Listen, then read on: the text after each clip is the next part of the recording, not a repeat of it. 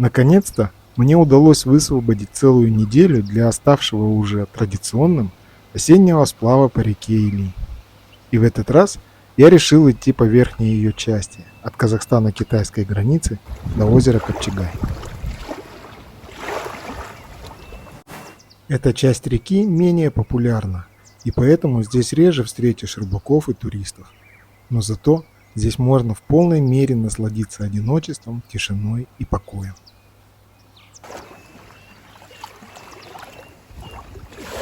А это Тюбик, мой многолетний товарищ по походам. Он развлекался тем, что изучал жизнь и быт сусликов, живущих на берегах Или.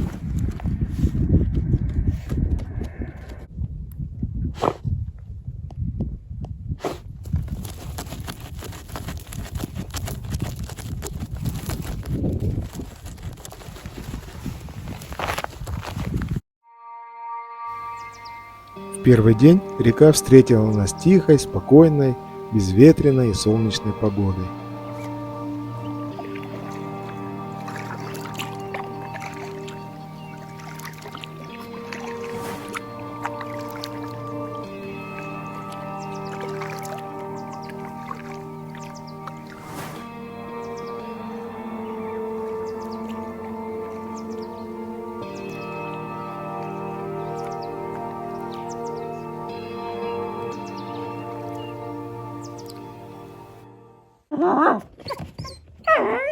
Иногда на берегу встречались лошади и коровы. Тюбик очень волновался по их поводу. Раньше, когда он был почти щенком, нервы у него не выдерживали, и он нырял в воду, чтобы добраться до них вплавь и как следует обгавкать.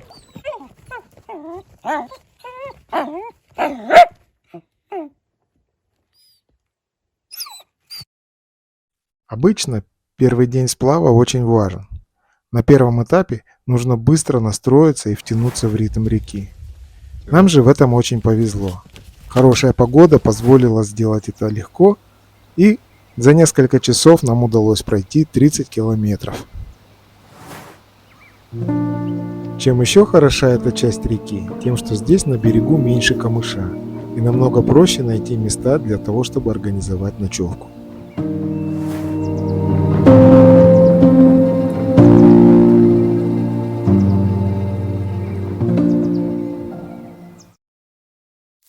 Утром следующего дня появились первые признаки предстоящей ветреной погоды, что потом и произошло.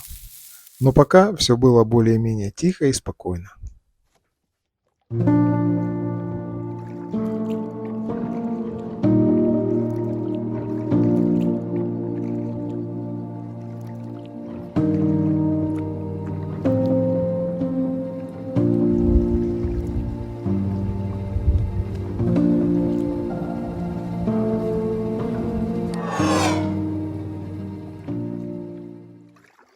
В этой половине река течет почти без изгиба, с востока на запад. И если задует встречный ветер, то от него не скроешься и будешь без перерыва пытаться с ним бороться. А встречный западный ветер всегда несет с собой холод, тучи и волну.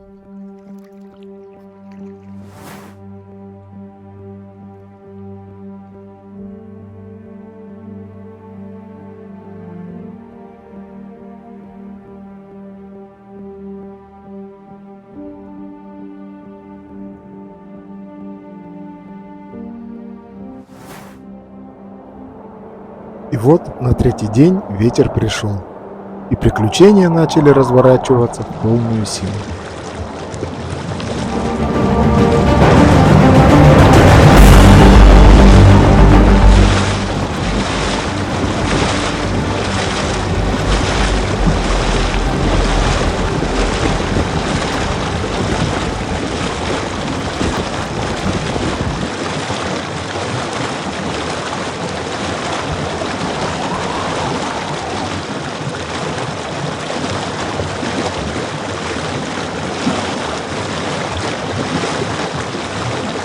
В основном русле реки вода илистая и коричневая, и для того, чтобы ее использовать, нужен очень хороший фильтр. Но мне было известно два места, где в реку впадают маленькие протоки с чистой водой. Вот в таком месте я устроил дневку, чтобы переждать самый пик ветров.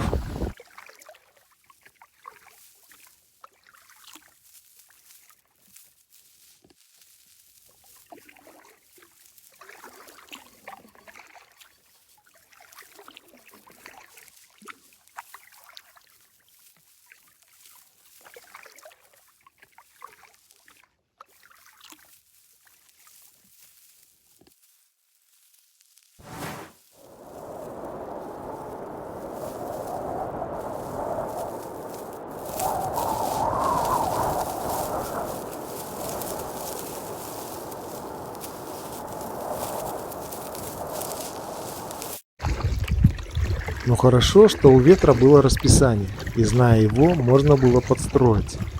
До обеда можно было пройти достаточно большое расстояние, а вот после обеда он начинал набирать обороты.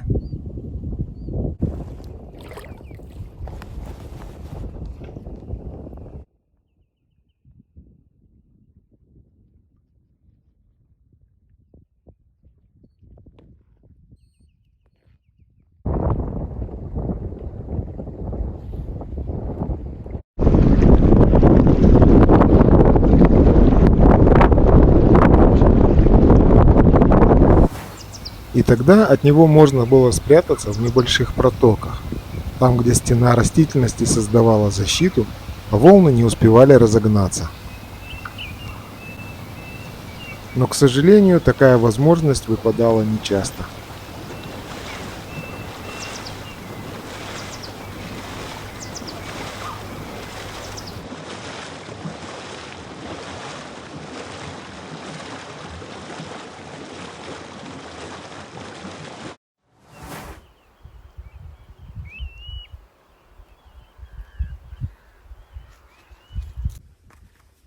Байдарка каждый раз на стоянке вытаскивается на берег, для того, чтобы ее не трепало волной, и если изменится какая-то ситуация с водой, чтобы ее не смыло.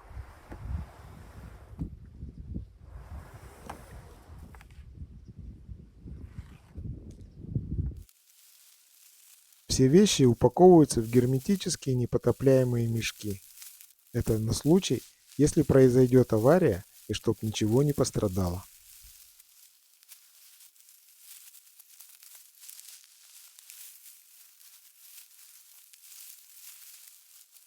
Помимо самой гребли, ежедневная разгрузка-загрузка байдарки, разборка и установка лагеря, приготовление пищи, прочие бытовые вещи тоже прилично отнимали силы.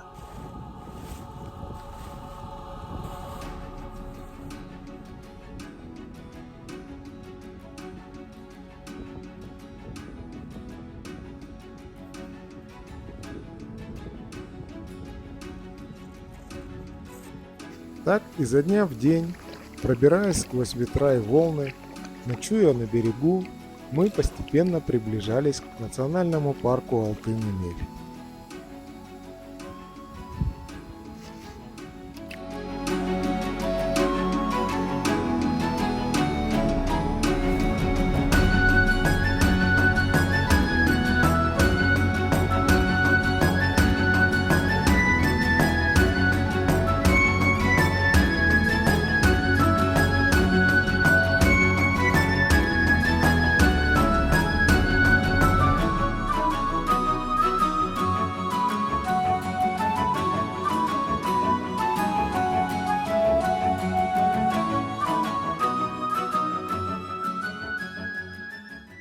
А вот и горы парка Алтын-Эмель. Я надеялся сегодня заночевать у подножья поющего бархана. Поющий бархан – это уникальное явление. Два ветра, восточный и западный, по очереди нагоняют на его острый гребень огромное количество песка. И когда там накапливается критическая масса, песок обваливается, и при этом бархан начинает издавать красивые низкие звуки.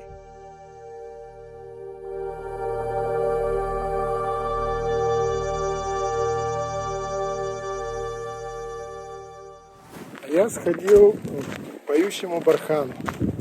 Думал на него забраться, но обманулся с расстоянием. Он оказывается гигантский. И от воды до него только идти 3 километра. Я просто не успевал уже до конца дня. Поэтому походил вокруг и вернулся. По дороге видел 2 группы. То ли джейранов, то ли козликов. Классно здесь.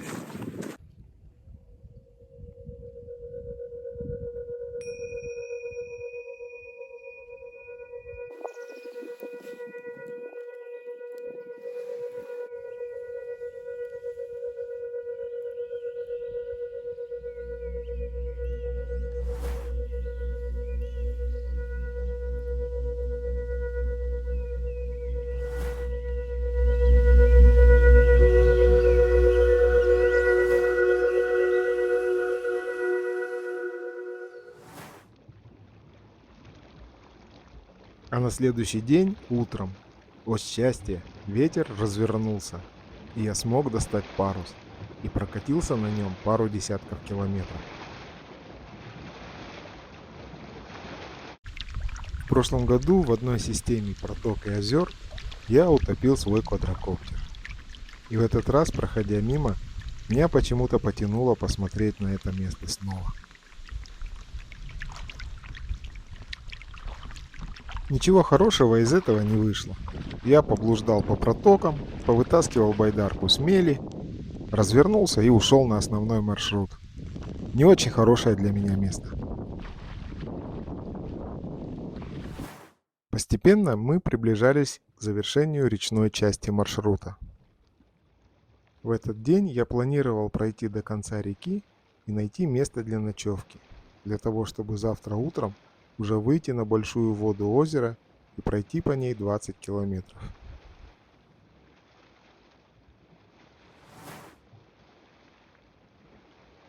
К вечеру попутный ветер стих и природа замерла, и только утки, которые отрабатывали коллективный взлет и посадку на воду, нарушали тишину на реке.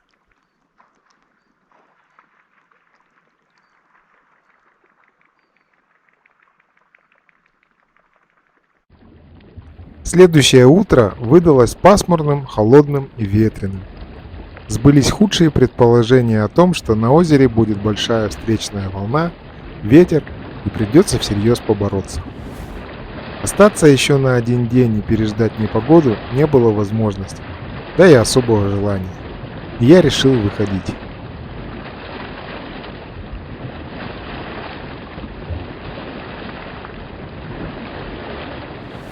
Нам предстояло пройти немного по реке, пересечь дельту, пройти отмели, которые образовывались рекой, и выйти на большую воду.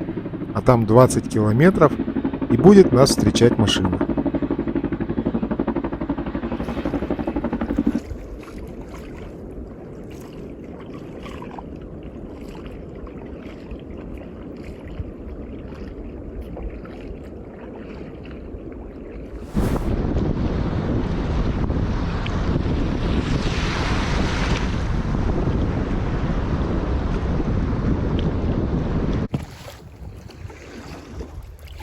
А вот и большая вода. И здесь точно понимаешь фразу «пробираться сквозь волны». Нужно было все время следить за тем, чтобы волна не била байдарки в бок, иначе была вероятность переворота.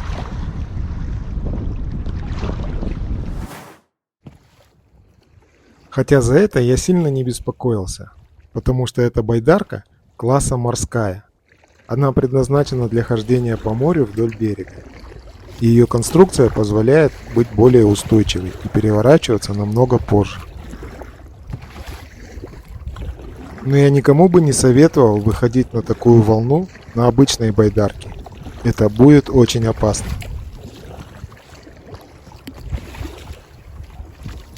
Постепенно, час от часа, погода улучшалась, волна спадала, выглядывало солнышко, и идти становилось легче и легче. И вот в течение 6 часов я пробрался на маленькой скорости до места, где нас должна была встретить машина.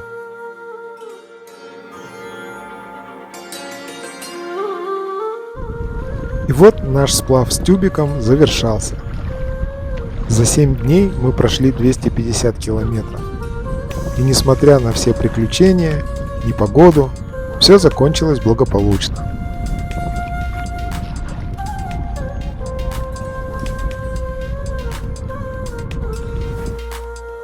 Спасибо за просмотр, и будет здорово, если вы сможете поставить лайк и подписаться на канал. До новых встреч!